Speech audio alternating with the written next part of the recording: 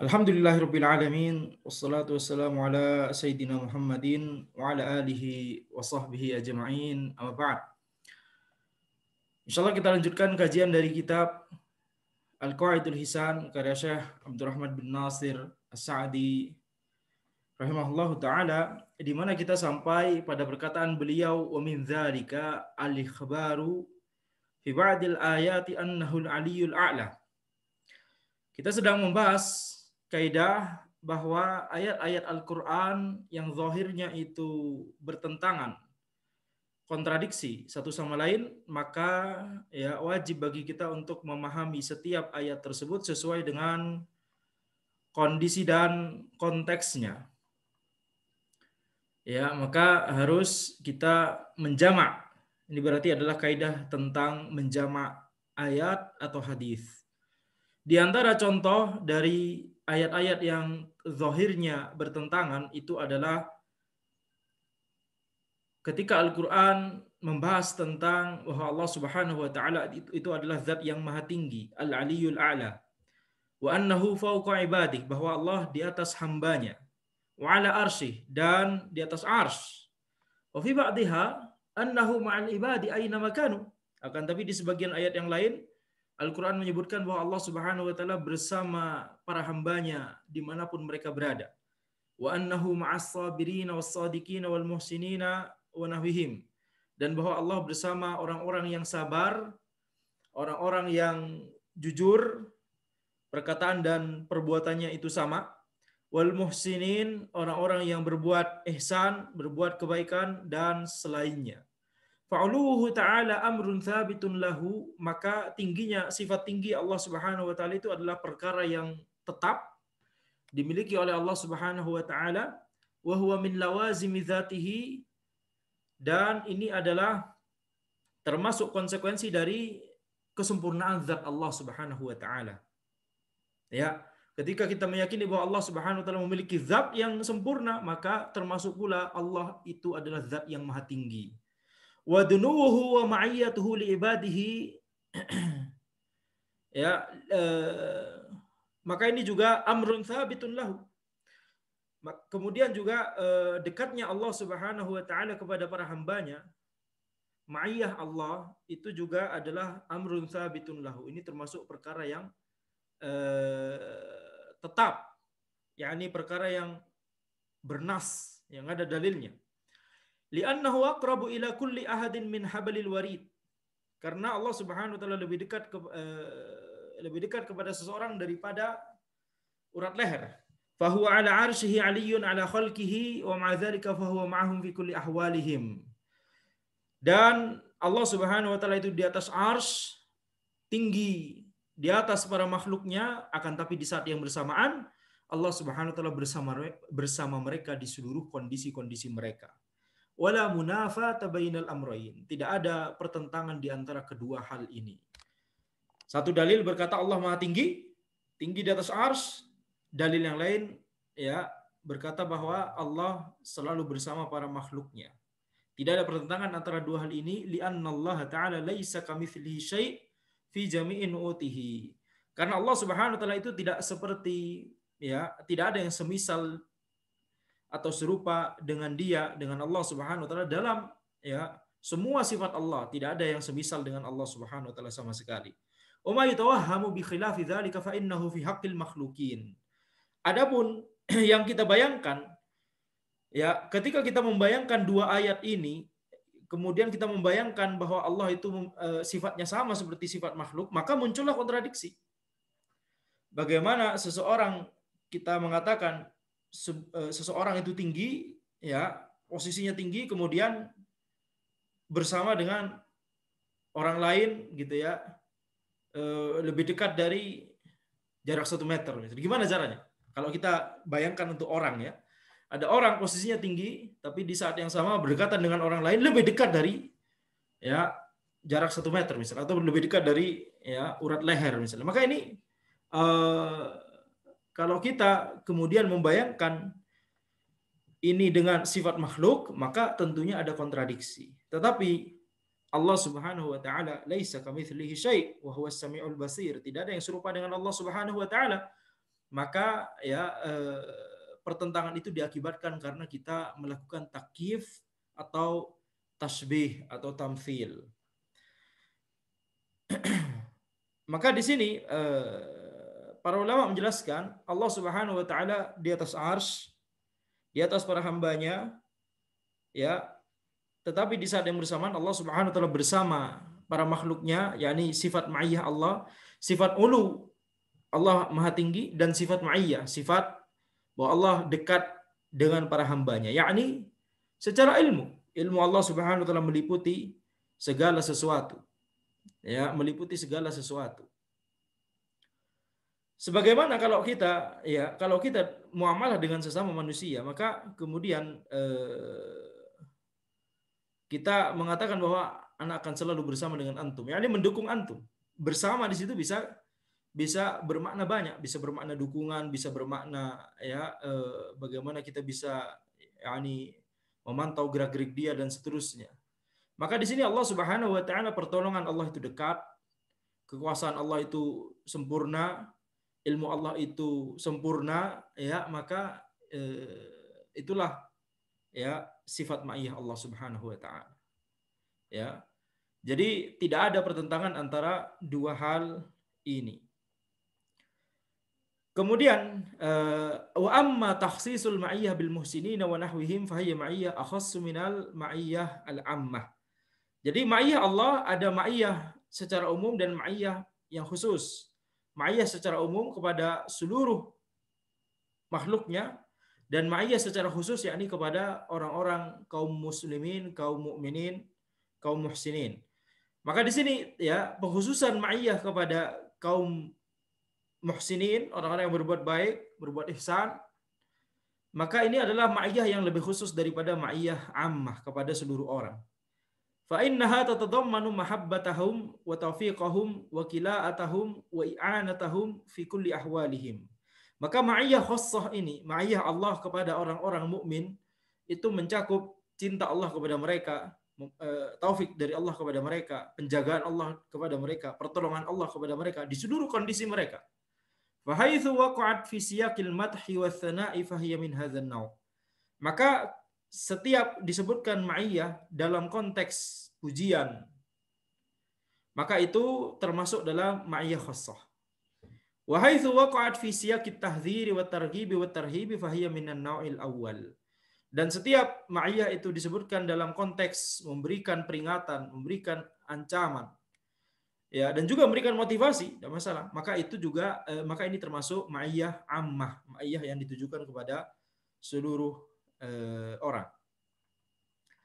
Wa min dzalika annahyu fi katsirin minal ayati an muwalatil kafirin wa an mawaddatihim wal ittisali bihim wa fi ba'dihha al-amru bil ihsani ila man lahu haqqun 'alal insani minhum wa musahabatihi bil ma'ruf kal walidaini wa nahwihim fa hadhil ayatul 'ammah min at-tarafain qad wadaha Allahu ghayat at-tawdih, ya, qad wadaha Allahu ghayat at-tawdih.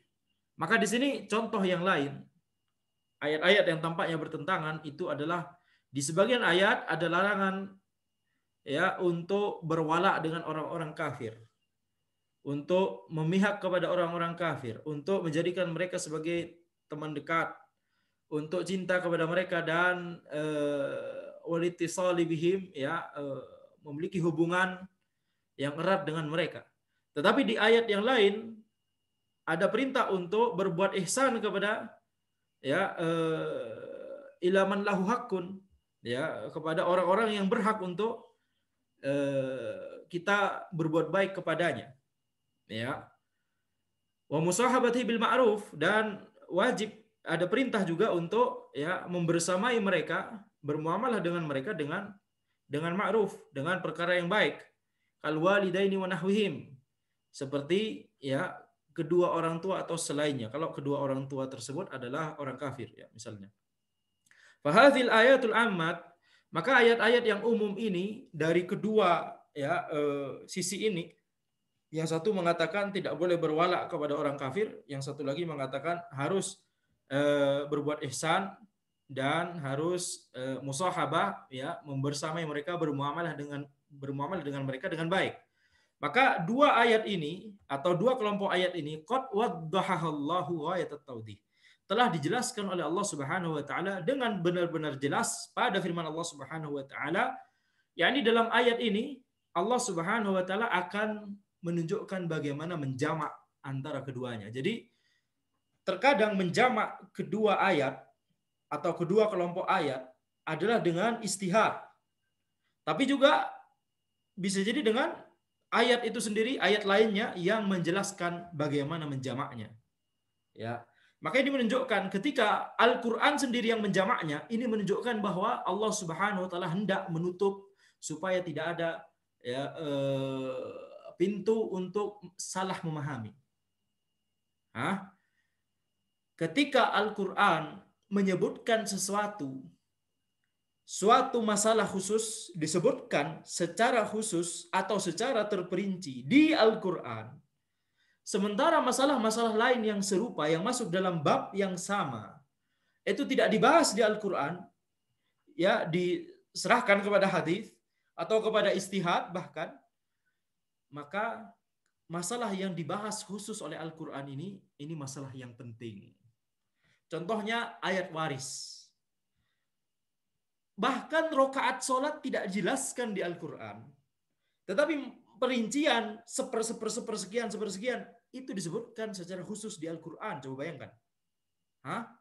Ini menunjukkan ini perkara yang khatir, perkara yang berbahaya. Tidak boleh ada perselisihan. Makanya bab waris termasuk bab yang paling sedikit perselisihannya di kalangan para fuqaha.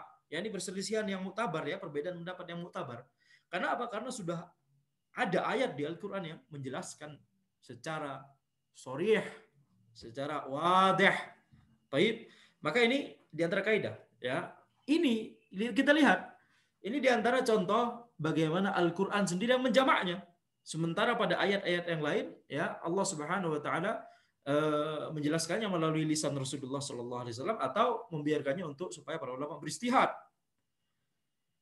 Tetapi di sini Allah Subhanahu wa taala berfirman, "La yanhaakumullahu 'anil ladzina lam yuqatilukum fid din wa lam yukhrijukum min diyarikum an tabarruhum wa tuqsitu ilaihim. Innallaha yuhibbul muqsitin." Sesungguhnya Allah tidak melarang kalian untuk tidak melarang kalian dari berbuat baik, ya. Sesungguhnya Allah tidak melarang kalian, langsung ke sini, dari berbuat baik dan berbuat adil kepada siapa? Kepada yang tidak memerangi kalian karena agama kalian dan tidak mengeluarkan kalian dari negeri kalian. Innallaha yuhibbul muqsitin. Sesungguhnya Allah mencintai orang-orang yang berbuat adil. Allah tidak melarang kalian untuk berbuat baik dan berbuat adil kepada mereka. Ini berarti apa? Ini berarti kemudian Allah Subhanahu wa taala menyebutkan innallaha yuhibbul muqsitin. Sesungguhnya Allah mencintai orang-orang yang berbuat adil. Maka berbuat adil dan berbuat baik kepada orang-orang kafir yang tidak memerangi kita dan tidak mengeluarkan kita dari negeri kita, itu adalah sesuatu yang disyariatkan, dicintai oleh Allah Subhanahu wa taala. Innama yanhaakumullahu 'anil ladzina qataluukum fid dini wa akhrajukum min diyarikum wa dhahru 'ala ikhrajikum an tawallahum. Di Al-Qur'an, ya, ini diantara kaidah juga, gimana membahasakannya?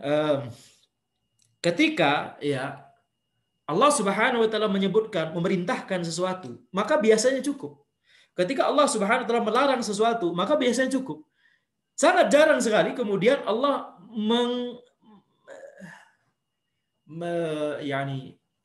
meneruskannya dengan menjelaskan, ya. Misalnya Allah memerintahkan sesuatu, kemudian Allah menjelaskan sebaliknya haram. Allah melarang sesuatu kemudian menjelaskan sebaliknya ini diperintahkan. Ini jarang. Allahu a'lam, ini jarang. Ini adalah tempat di mana Allah Subhanahu wa taala, ya, menyebutkan sesuatu itu disyariatkan, kemudian di ayat setelahnya langsung setelahnya Allah Subhanahu wa taala melarang ya, antonimnya, melarang yakni sebaliknya. Sesungguhnya yang Allah larang itu adalah, ya, engkau berwala. Langsung ke sini. Sesungguhnya yang Allah larang itu adalah engkau berwala kepada siapa? Kepada orang-orang yang memerangi kalian karena agama kalian dan mengeluarkan kalian dari negeri kalian. Dan Wadhahru ala ikhrajikum, dan saling bantu membantu dalam mengeluarkan kalian dari negeri kalian. Coba lihat. Dua ayat berturutan, yang satu ya menunjukkan suatu perbuatan disyariatkan, ayat berikutnya menunjukkan sebaliknya tidak disyariatkan. Ini jarang, wallahu a'lam.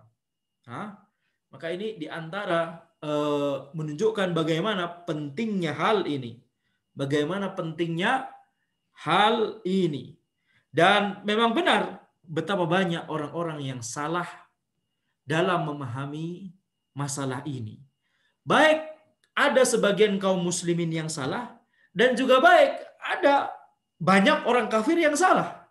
Jadi salahnya dari dua sisi. Itu bisa jadi di antara hikmah mengapa Allah Subhanahu wa taala menyebutkan dua hal yang itu lawannya secara berurutan dalam dua ayat yang konsekutif, yang berurutan. Ya. Jadi sebagian orang muslim salah memahami dalam masalah ini. Mereka kemudian terlalu keras, bahkan menuju terorisme, bahkan ya radikal. Semuanya diperangi, semuanya dianggap wajib ditumpahkan darahnya, halal ditumpahkan darahnya, wajib dirusak barangnya, halal untuk diambil barangnya, dan seterusnya. Sebagian kaum muslimin berpikiran demikian. Khawarij, itu khawarij. Banyak orang kafir ya kemudian juga berpikir yang sama, berpikir bahwa ya kaum muslimin, Islam itu adalah Islam agama teroris, kemudian agama barbar, kemudian dan seterusnya. Kita tidak akan aman kalau tinggal di negeri mereka, dan seterusnya. Lihat. Jadi kesalahpahamannya tidak hanya dari satu sisi, tapi juga dua sisi ini. Sebagian kaum muslimin dan banyak orang kafir. Maka ini bisa jadi diantara hikmah dari hal ini. Ya. Jadi dua ayat ini, Masya Allah. Tidak sesederhana yang kalau kita hanya membaca mungkin ini terlihat sederhana, langsung lewat saja. Tapi kalau antum tadabburi, maka antum akan mendapatkan faedah yang sangat banyak. Fannahyu waqi'un 'ala tawalli wal mahabbah li ajli ad-din wal amru bil ihsani wal birri waqi'un 'ala al-ihsan li ajli al-qarabah aw li ajli al-insaniyah 'ala wajhin la yakhillu bidinil insan. Maka larangan itu berada dalam larangan itu adalah tentang larangan untuk berwala kepada mereka, cinta kepada mereka karena agama mereka. Ya, tapi kalau cinta karena ya mereka di sini misalnya orang tua kita misalnya masih orang kafir begitu ya, maka kemudian kita cinta kepada mereka karena cinta secara tabi'i, cinta tabiat, cinta anak kepada orang tuanya, maka ini tidak masalah. Tapi yang dimaksud di sini larangan untuk berwala dan bermahabbah karena agama mereka. Kemudian itu larangan. Adapun perintah untuk berbuat baik kepada mereka, itu maksudnya berbuat baik kepada mereka dalam artian karena mereka kerabat kita, keluarga kita, orang tua kita, atau karena mereka adalah sesama manusia, li ajlil insaniyah. Karena sesama manusia, ya, ala wajhin la yakhillu bidinil insan, selama ya hubungan muamalah kita dengan mereka tidak kemudian memberikan kecacatan pada agama kita, yakni tidak ada akidah yang dikompromikan atau tidak ada wala dan mahabbah yang itu terlarang. Kemudian Syekh Al-Utsaimin rahimahullah berkata, al-farqu bainal birri wal iqsati fi qaulillahi la yanhaakumullahu 'anil ladzina lam yuqatilukum fid dini wa lam yukhrijukum min diyarikum an tabarruhum wa tuqsitu ilaihim ziyadatun fil fadl. Yang dimaksud ini perbedaan antara al-bir dan al-iqsat. Ya, al-bir dan al-iqsat. Al-bir berbuat baik, al-iqsat berbuat adil. Apa maknanya? Al-bir, annal birra ziyadatun fil fadl. Al-bir itu adalah tambahan perbuatan baik. Jadi yang minimum itulah adalah al-iqsat, yaitu al-adl, tapi al-bir itu hal ekstra. Ya, famathalan idza ahsanu ilaina nuhsinu ilaihim. Jadi di sini disebut wal iqsatu al-adl. Jadi al-iqsat itu al-adl, ini yang kadar minimum. Kita harus adil kepada siapapun, tidak boleh zalim, bahkan kepada orang kafir, bahkan kepada binatang, tidak boleh zalim. Ini yang minimum. Tetapi kemudian kalau mau ada tambahan ekstra, itu namanya albir. Dan Allah Subhanahu wa taala menyebutkan di ayat ini baik al-iqsat ataupun albir itu sama-sama dicintai oleh Allah Subhanahu wa ta'ala. Allah tidak melarangnya. Ya. Maka famathalan idza ahsanu ilaina nuhsinu ilaihim. Ya, misalnya ketika mereka berbuat baik kepada kita, kita juga berbuat baik kepada mereka. Wa idza kana lahum haqqun nuhsinu ilaihim. Kalau mereka punya hak, seperti mereka adalah orang tua kita, mereka adalah kerabat kita, maka kita juga berbuat baik kepada mereka. Amma tsani, innama yanhakumullahu 'anil ladzina qataluukum fid dini wa akhrajuukum min diyarikum wa dhaharu 'ala ikhrajikum an tawallahum wa lam yakul an tabarruhum. Hatta haula rubbama yakunu fil ihsani ilaihim khair lakinnahum laisu kal awwalin wal muwalatu wal mawaddatu li jami'il kuffari muharramah wa kadzalika al firaqu dhallatu idza kanat bid'atuhum tukaffiruhum fala tajuzu muwalatuhum. Ya, maka di ayat kedua, ayat setelahnya Allah Subhanahu wa taala menyebutkan innama yanhaakumullahu 'anil ladzina qataluukum fid dini wa akhrajukum min diyarikum wa dhaharu 'ala ikhrajikum antawallauhum. Yang dilarang oleh Allah adalah berwala kepada mereka. Dan Allah tidak menyebutkan antabarruhum, berbuat baik kepada mereka. Coba lihat, ini diantara istimbatnya Syekh Al-Utsaimin rahimahullah. Ya, Masya Allah, lihat kedalaman ilmu beliau. Beliau menggunakan kaidah waman asdaqu minallahi qila. Waman asdaqu minallahi haditha. Siapakah yang lebih baik dari Allah Subhanahu wa taala dalam perkataannya? Siapakah yang lebih jujur perkataannya? Yani Allah Subhanahu wa taala ketika memilih sebuah kata di Al-Qur'an, itu benar-benar adalah kata yang dimaksudkan. Itu adalah benar-benar kata yang dimaksudkan. Kenapa memilih kata ini, tidak memilih kata itu? Ini adalah benar-benar keajaiban Al-Qur'an, mukjizat Al-Qur'an. Ya, pemilihan katanya sangat presisi, precise, daqiq. Maka di sini mengapa disebut antawallauhum? Mengapa tidak antabarruhum sebelum seperti ayat sebelumnya? Atau menyebutkan antuksitu ilaihim seperti ayat sebelumnya. Mengapa? Karena ya bisa jadi berbuat baik kepada mereka itu, berbuat baik kepada orang-orang yang memerangi kita dan berbuat baik kepada orang-orang yang mengusir kita dari negeri kita, itu bisa jadi lebih baik dalam beberapa kondisi. Hatta haula rubbama yakunu fil ihsani ilaihim khair. Ya, bahkan mereka orang-orang kafir yang memerangi kita, yang mengeluarkan hendak mengusir kita dari negeri kita, bisa jadi berbuat baik kepada mereka itu lebih baik. Tergantung situasi dan kondisi. Itu mengapa Allah tidak melarangnya.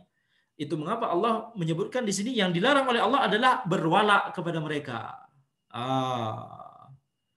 Jadi dari sini kita juga menyimpulkan di antara dalalah iltizam. Ini kita semua sedang berbicara dalalah iltizam. Dari tadi Anda sedang membahas ini bagaimana ayat ini adalah tempat yang dimana Allah Subhanahu wa taala menjamak ya secara sharih, kemudian juga dimana Allah Subhanahu wa taala ini ya termasuk dalalah iltizam, tidak ada di sini, tidak ada di konteks di nas ayatnya, tidak ada di nas ayatnya, tetapi kita dapat faedah tersebut gitu ya dengan dalalah iltizam. Coba lihat bagaimana seseorang menguasai dalalah iltizam, dia biiznillah dia akan bisa mengekstrak faedah, menarik hikmah, mengambil pelajaran dari lautan ilmu yang ada di Al-Qur'an. Ya. Dan ini bukan karena seseorang itu karena kemampuan dia sendiri, tetapi ya ini adalah karena Allah Subhanahu wa taala yang membukakan ilmu tersebut untuknya. Jadi penting untuk diingat bahwa apa? Kalau kita ingin mendapatkan ilmu-ilmu ini, jangan lupakan untuk selalu membersihkan hati kita. Jangan lupa untuk selalu ya bertakwa kepada Allah Subhanahu wa taala, karena itulah ilmu yang sebenarnya itu kita ambil dari situ.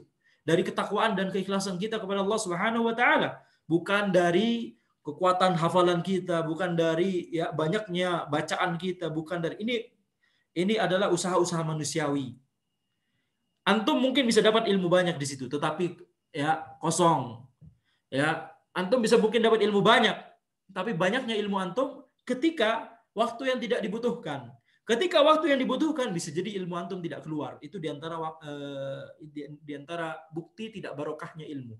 Ilmu itu barokah ketika pada waktu yang dibutuhkan antum mengamalkan ilmu tersebut, antum ingat ilmu tersebut. Antum mengamalkan ilmu tersebut. Buat apa ilmu banyak, tetapi pada saat antum dihadapkan pada sebuah kondisi, hitungan detik antum harus bertindak, harus beramal, harus mengambil keputusan, Anda mau bermaksiat kepada Allah atau tidak, hitungan detik.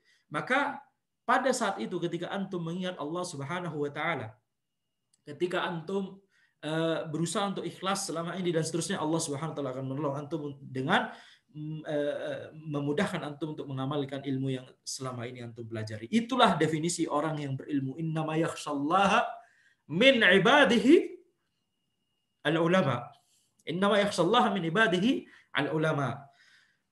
Walam na'am wal muwalatu wal mawaddatu sampai mana tadi? Hatta haula'i rubbama yakunu fil ihsani ilaihim khair lakinnahum laisu kal awwalin. Ya, berbuat baik kepada orang-orang yang memerangi ya Islam itu berbeda dengan berbuat baik kepada orang-orang yang tidak memerangi Islam. Wal muwalatu wal mawaddatu li jami'il kuffar muharramah. Maka berwala dan cinta, ya cinta karena agama bukan cinta tabi'i tadi ya, kepada semua orang kafir itu haram. Wa kadzalikal firaqud dhallah, demikian pula kepada kelompok-kelompok yang menyimpang. Idza kanat bid'atuhum tukaffiruhum, jika bid'ah mereka mengkafirkan mereka. yakni jika bid'ah mereka itu termasuk pembatal keislaman, termasuk pembatal tauhid, kalau itu yang terjadi maka tidak boleh bagi kita untuk berwala kepada mereka. Fala tajuzu muwalatuhum. Adapun kepada kelompok yang menyimpang tetapi masih masuk dalam lingkup Islam kaum muslimin karena bid'ah mereka tidak mengkafir, yakni bid'ah mereka bukan termasuk pembatal keislaman, bid'ah mereka bukan termasuk pembatal tauhid, maka ada wala juga untuk mereka tetapi tentunya tidak sebesar wala kepada orang-orang yang akidahnya lurus, ya.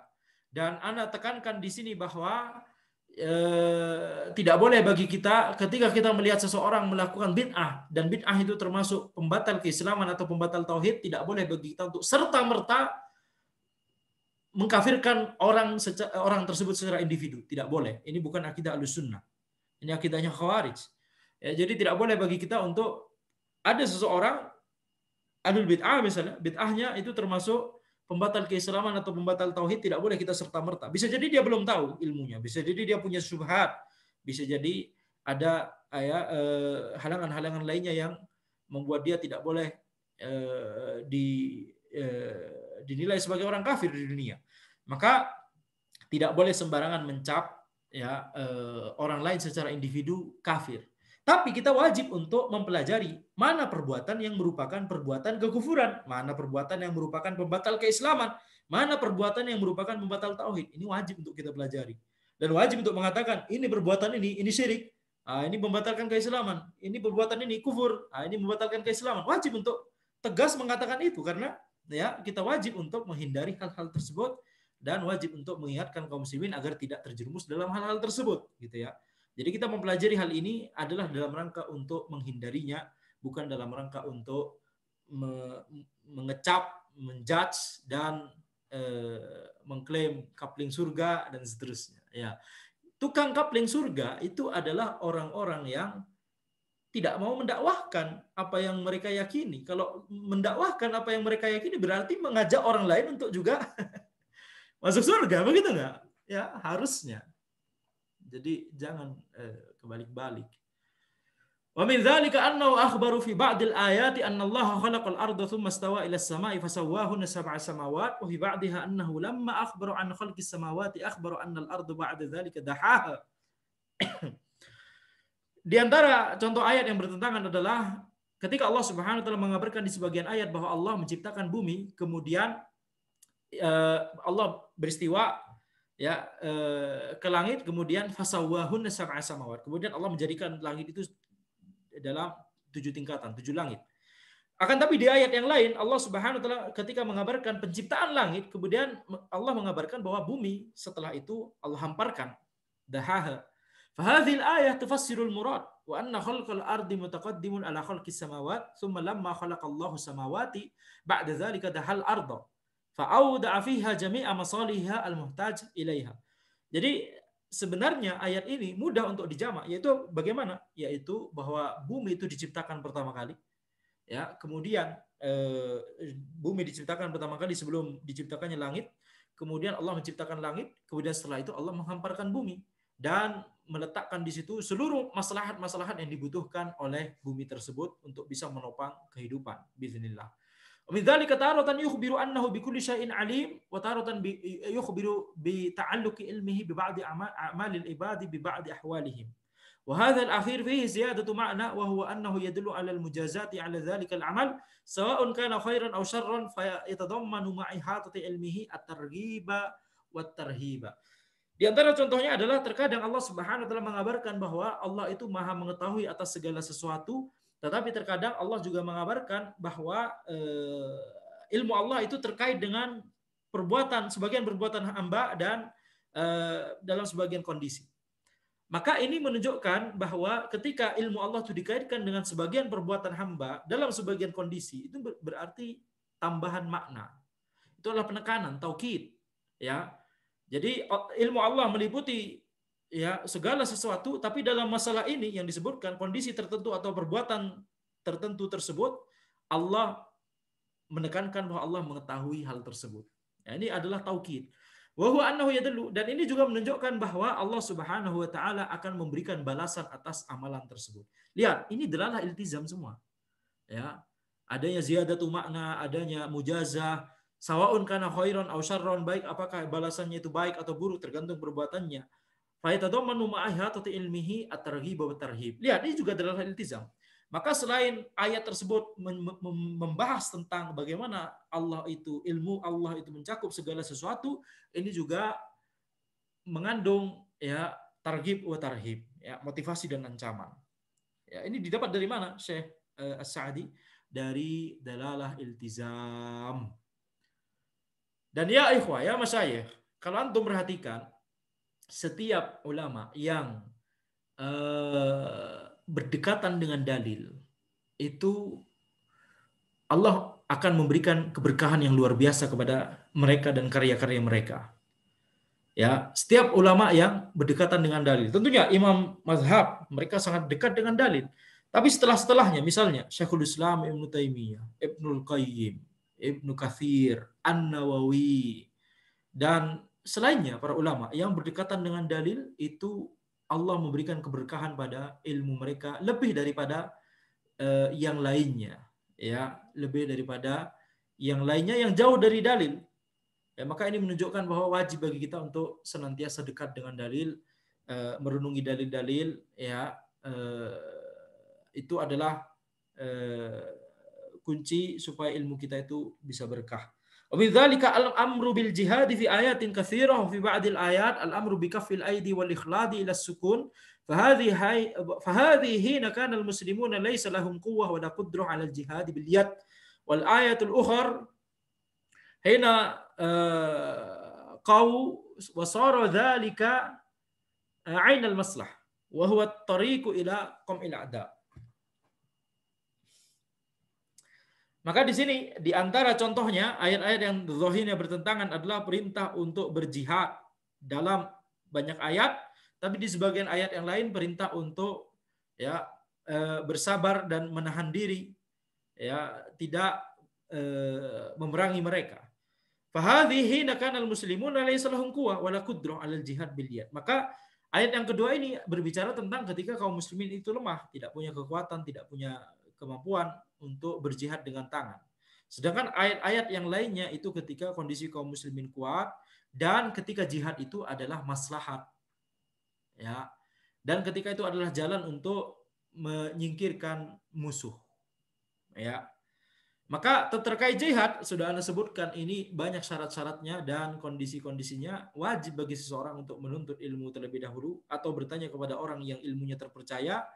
Jangan semangat saja yang dikedepankan tanpa ilmu, sehingga yang ada malah merusak, yang ada malah zalim, yang ada malah mati konyol, bukan jihad syar'i. Wa min dzalika annahu taratan yudhiful asya'a ila asbabiha allati waqa'at wa taqa'u biha.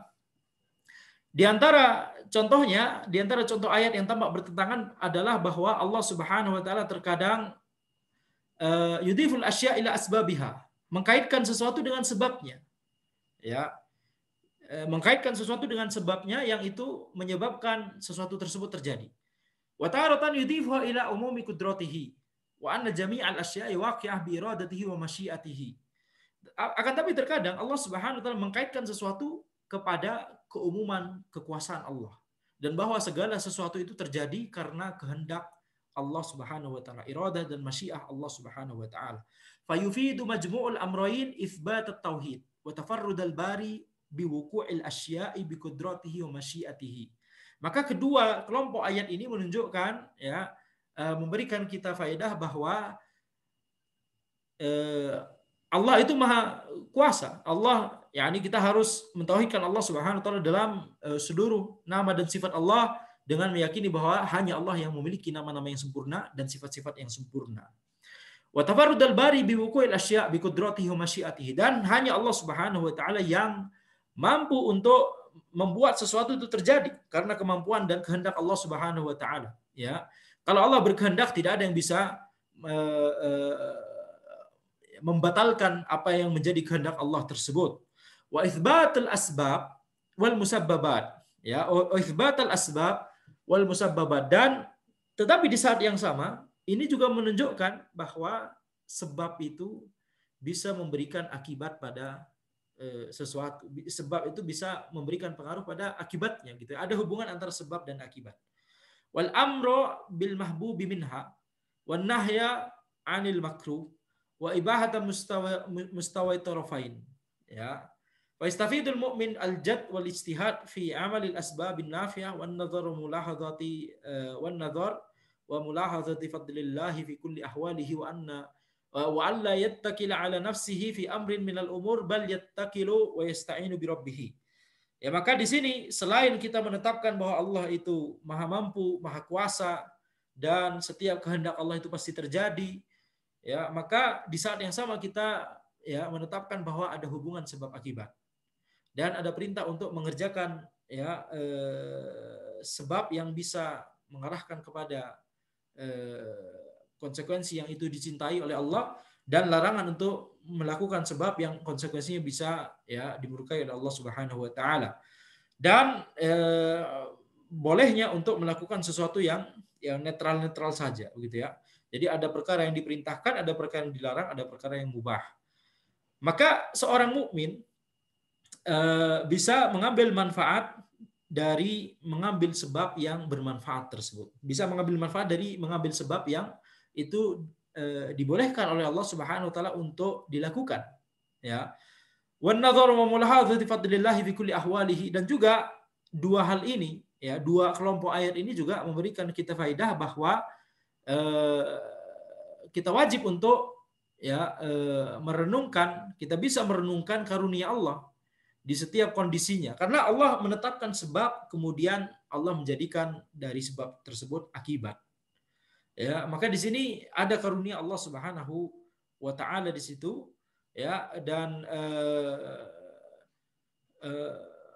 seperti contohnya adanya sebab akibat, ya, adanya sebab akibat ketika seseorang melakukan amalan ibadah kemudian hatinya menjadi tenang.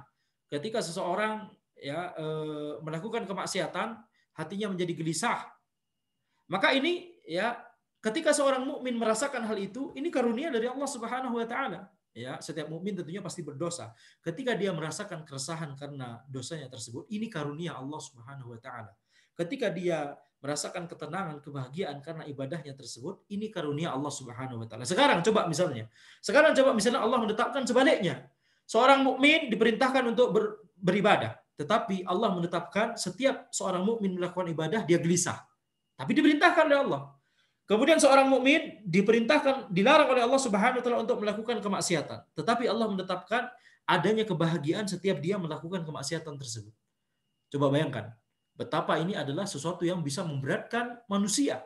Tetapi karunia Allah Subhanahu wa taala, Allah memerintahkan sesuatu kemudian menjadikan di antara akibatnya adalah adanya kebahagiaan dan ketenangan hati. Kemudian Allah melarang seseorang dari situ, melarang manusia dari sebuah perbuatan, dan Allah juga di saat yang sama menjadikan di antara akibat dari kemaksiatan tersebut dia akan merasa tidak tenang, dia akan merasa gelisah. Maka ini adalah karunia Allah Subhanahu wa taala, dan ini harus kita syukuri, ya. Ini harus kita tadabburi, ya. Dan ini harus kita syukuri. Wa alla yattakil ala nafsi. Kenapa? Karena di antara ya ketika seseorang itu sudah merasakan bahwa ketika dia melakukan maksiat, dia malah senang, dia malah tenang, dia malah bahagia. Kemudian ketika dia melakukan amalan ibadah, dia malah tersiksa, terpaksa, dan gelisah. Ya, maka ini adalah warning, ini adalah alarm baginya bahwa ya Allah Subhanahu wa taala bisa jadi mencabut karunia Allah darinya. Ini berbahaya. Hah? Wa alla yattaqil ala nafsihi fi amrin minal umur bal yattaqilu wasta'inu bi rabbih.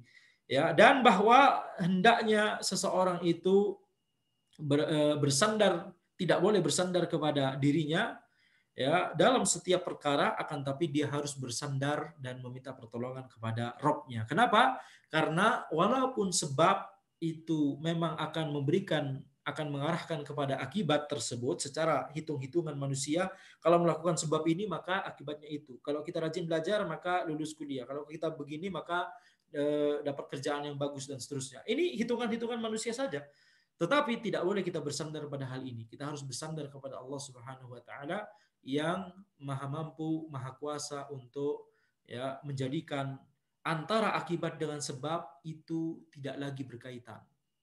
Apa contohnya? Nabi Isa alaihissalam dilahirkan dari Maryam saja tanpa bapak. Itu bagaimana hubungan sebab akibat? Tidak ada. Bulan tiba-tiba dipisahkan. Bagaimana hubungan sebab akibatnya tiba-tiba? Tidak bisa kita pikirkan. Jadi atau misalnya ya Fir'aun membunuhi anak laki-laki, bayi laki-laki yang ada di Bani Israel, tiba-tiba Allah selamatkan Nabi Musa alaihissalam. Kemudian tidak hanya menyelamatkan, Nabi Musa alaihissalam ditaruh di sungai oleh ibunya begitu ya, dan itu selamat. Ini gimana sebab akibat bayi ditaruh di sungai kemudian selamat? Gimana hubungan sebab akibatnya? Nggak bisa. Kemudian setelah itu masuk ke diasuh oleh istrinya Fir'aun, kemudian menjadi anak angkatnya Fir'aun, kemudian ya berarti Fir'aun selama ini itulah yang dicari-cari, ternyata tinggal di rumahnya sendiri, di istananya sendiri. Coba bayangkan bagaimana hubungan. Kalau kita tahu teori probabilitas gitu ya, ini probabilitas untuk ini terjadi itu sangat kecil sekali, tapi Allah Subhanahu wa taala menjadikannya itu terjadi. Jadi ini diantara kekuasaan Allah Subhanahu wa taala. Banyak sekali kisah-kisah terdahulu ya, seperti misalnya kisah Nabi Musa dengan Khidir ya. Kisah Nabi Musa dengan Khidir, maka itu juga menunjukkan bagaimana hubungan sebab akibat itu bisa jadi ya diubah oleh Allah Subhanahu wa taala, dan itu adalah kekuasaan Allah Subhanahu wa taala. Baik. Hadza wallahu alam. Insyaallah kita lanjutkan di pertemuan berikutnya sisa dari kaidah ini, kemudian insyaallah kita lanjut kaidah berikutnya di pertemuan berikutnya. Hadza wallahu alam. Subhanakallahumma wa bihamdika asyhadu an la ilaha illa anta astaghfiruka wa atubu ilaik.